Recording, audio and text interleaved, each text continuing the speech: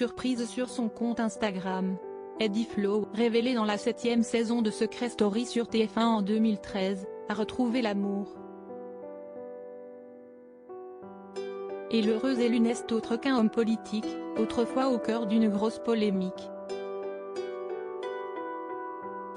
Eddie Flow n'est plus un cœur à prendre. Le candidat de télé-réalité, révélé dans la saison 7 de Secret Story sur TF1 en 2013, file le parfait amour avec son compagnon depuis plusieurs mois déjà. Son nom, Amine Benalia Abrouche, qu'il présentait comme l'officiel il y a 11 semaines sur son compte Instagram. Et leur idylle suit son cours. Il y a quelques jours, l'ancien compagnon de Fred a à nouveau posé avec sa moitié sur un cliché plein de tendresse. Siesti à Jetmo, dans les Landes, qui l'ont été immortalisés, apparaissant tout sourire et les yeux dans les yeux. J'ai envie de te dire je t'aime, a légendé celui qui avait été dragué par un humoriste connu.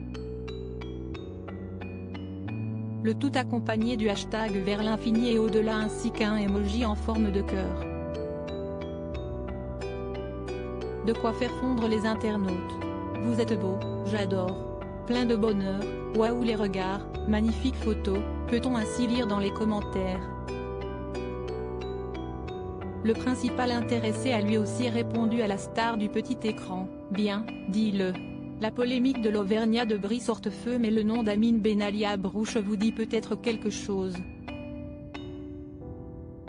Et pour cause, cet ancien adhérent UMP avait fait porter sa voix dans les médias dès 2009, après une rencontre avec Brice-Hortefeux, alors ministre de l'Intérieur sous Nicolas Sarkozy, lors des universités d'été du parti à Seignos dans les Landes.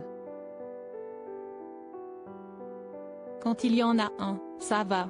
Siesti quand il y en a plusieurs qu'il y a des problèmes, avait prononcé, face aux militants d'origine algérienne et devant les caméras, l'homme politique. Une phrase qu'Amine Benalia Abrouche a toujours jugée raciste, visant selon lui les personnes d'origine arabe et non les Auvergnats comme le ministre l'avait par la suite clamé.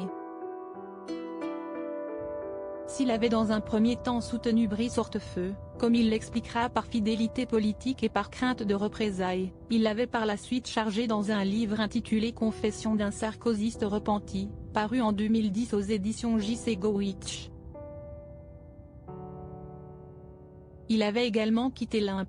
Une fois la polémique retombée, je me suis senti sale, avait-il confié à nos confrères du Parisien.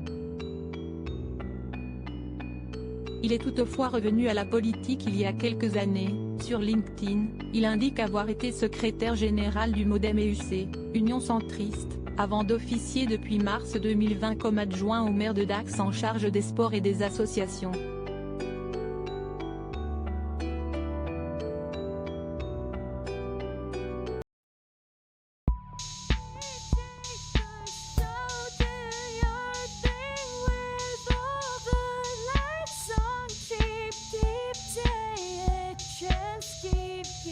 Take a chance, you can